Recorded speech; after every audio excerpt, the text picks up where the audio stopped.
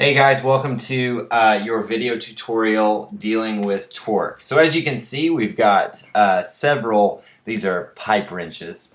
And by the way, these are the king of wrenches. So if you ever have something that needs loosening or tightening, the pipe wrench is probably the best wrench to go for. So anyway, enough of that crap. What we're going to talk about is torque and specifically what type of problems you can expect on your quiz, and quite frankly, these types of problems you will see again on your test dealing with circular motion. So first I want to talk about, let's say I've got a bolt here and I want to talk about tightening versus loosening. So if I want to tighten this, what happens is this needs to roll to the right. The top of the screw needs to be turned so that it turns to the right. So in order to do that, my force, if I am tightening, my force should be applied clockwise. Okay? Now, what that means is I should pull this force or pull down on this wrench. So let's say that this wrench has a let's say its distance is 75 centimeters. Okay? And let's say that my torque is just 10 newtons. Now, or excuse me, my force is 10 newtons. Now, if I am tightening this and I am going clockwise, that is what direction my force should be applied. But say I were to ask you what the direction of the torque is. This is where you utilize the right hand rule. So you would take your right hand, move your fingers along the length of the wrench, and then curl your fingers down. And in this case, your thumb is pointing into the board. So your torque is into the board, or in this case, screen. And it is also negative, which means this force is negative. So another way to think of this is when you're tightening something, say you're tightening a bolt or you're tightening a screw, that screw or that bolt is going into the material. So if you're tightening, that means that the torque is going into the board, whereas the force is clockwise. Okay? So let's deal with this problem and talk about what my torque would be. So, in this case, what I would do, since let's say my angle is 90 degrees. If my angle is 90 degrees, then my torque is equal to my force times my lever arm, and my lever arm is just this distance. So, first thing I need to do is multiply my force times my lever arm, but I need to make sure my distance is in meters. So this would be 0.75. So my torque would be negative 7.5 Newton meters. Or you could say 7.5 Newton meters directed into the board. Either answer would be acceptable. Okay, so that is tightening. Okay, now let's talk about loosening. If I am loosening this bolt, then that means that I need to apply my force so that the wrench rotates counterclockwise. So this would be clockwise, so I need to move in this direction.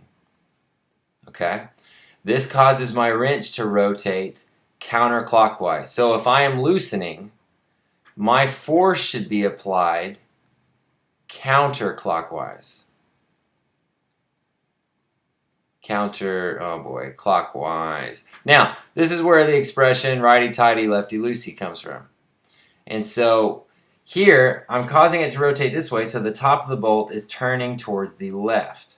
So, lefty-loosey. Now, think about this. Whenever you're loosening a bolt or a screw, it's coming out of your material. So in this case, your torque is out of the page and it is positive. because it's going counterclockwise. So, let's say in this case that the length of my wrench is, let's go with 50 centimeters. But let's say that my force is applied. Let's say my force is again 10 newtons. But now let's say that my force is applied at, say, 30 degrees. So now I've got a force that is at an angle. In this scenario, to find torque, what we have to do is this equation. Torque equals F d sine theta. D being the distance to my force, and then the sine of my angle. So my lever arm would be located. I extend my force's line of action, and so I extend this up until I can get a perpendicular line. Oh boy, that needs to be like this. From my axis of rotation. Here I've got a triangle, and so we use sine because I want to know the opposite length. So that right there is my lever arm. So in this scenario, to find torque, all you would do is just 10 times my distance, which again needs to be 0.5, times sine of 30 degrees. Okay? So, again, whenever you have a force applied at an angle, you need to utilize that equation. If your force is perpendicular, like we had above, then you can just use FL. So I'm going to go sine of 30, which we know is 1/2. So 1/2 times 0.5 is 0.25 times 10 gives me a torque of 2.5 Newton meters. And that torque would be directed out of the page. So again, when you're doing these types of problems and your answers have out of the page and into the page, it's helpful to know what direction your torque is because that can eliminate, the odds are, 50% of your answer choices. Okay? So, loosening, you are going to rotate counterclockwise. Tightening, you are going to rotate it clockwise. Okay. So, let's go into this type of problem that we've got here. So let's say that let's say that I've got a meter stick, and let's say, oh, it's not very straight. Oh boy, that was horrible. That was horrible. Here we go. So I've got a meter stick, and let's say it's supported exactly in the middle. Okay, so I've got, oh boy, this is harder than it looks, guys. So let's say, imagine that I've got 50 centimeters on one side, and then I've got 50 centimeters on the other. And that 50 centimeters is my ruler's center of mass. It's also where the axis of rotation is located. Okay? So now, let's say that I hang, let's just say I hang a 10-gram mass at the 85 centimeter mark. And let's say that I hang some mass, I don't know how much, but it balances the meter stick at the 5 centimeter mark. Okay, and I want to know what this mass is. Well, when an object is balanced, its net torque is 0. That will be helpful to know.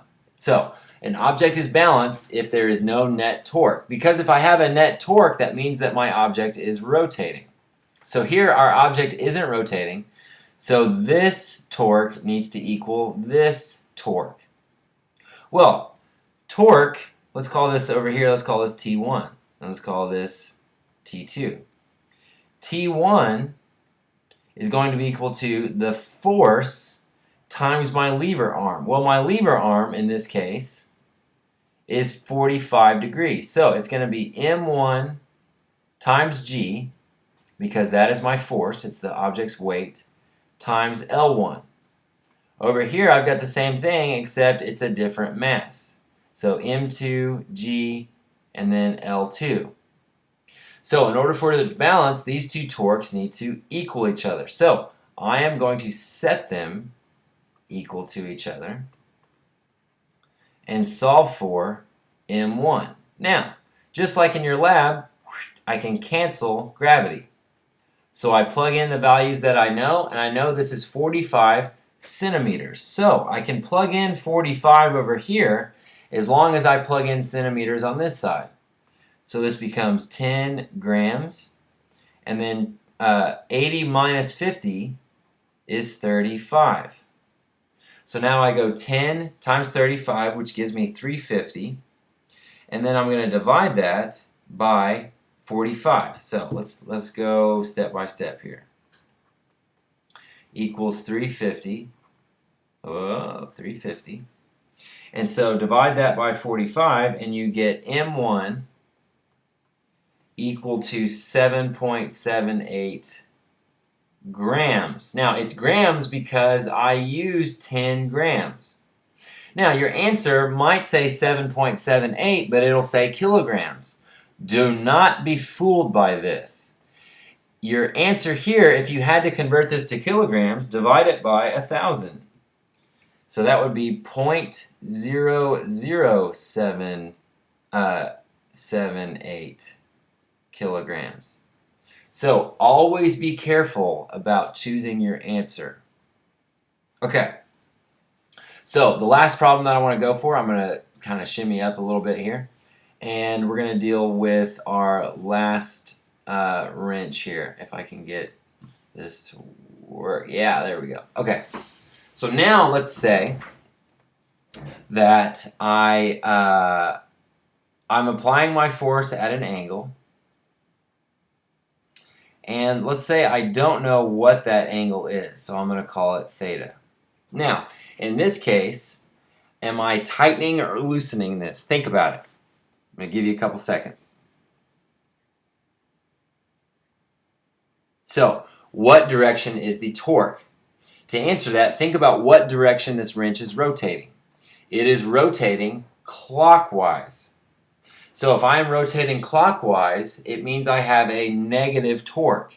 So in this case, my torque is negative, and it is into the board or screen or paper, whatever. So let's say that this distance is, let's go with 75 centimeters again. And let's say that the force that I'm applying, since this is a negative torque, it's got to be a negative force. Let's say it's negative 10 newtons. 10. Now, if we're looking for my angle, let's say that my torque is going to be negative 2.0 Newton meters. And I want to know this angle. Well, since my force is applied at an angle, I know I need to use this equation, F d sine theta. Now, plug in your variables that you know. You know your torque is negative 2. You know your force is negative 10. Your distance is 0.75. And then your angle you don't know, so you have to keep it as sine of theta. So 10 times 0.75 gives us negative 7.5 sine theta.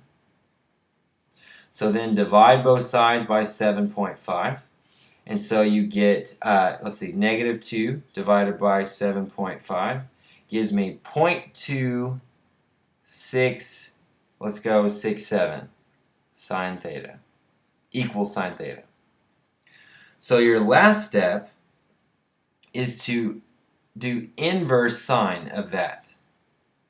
Okay?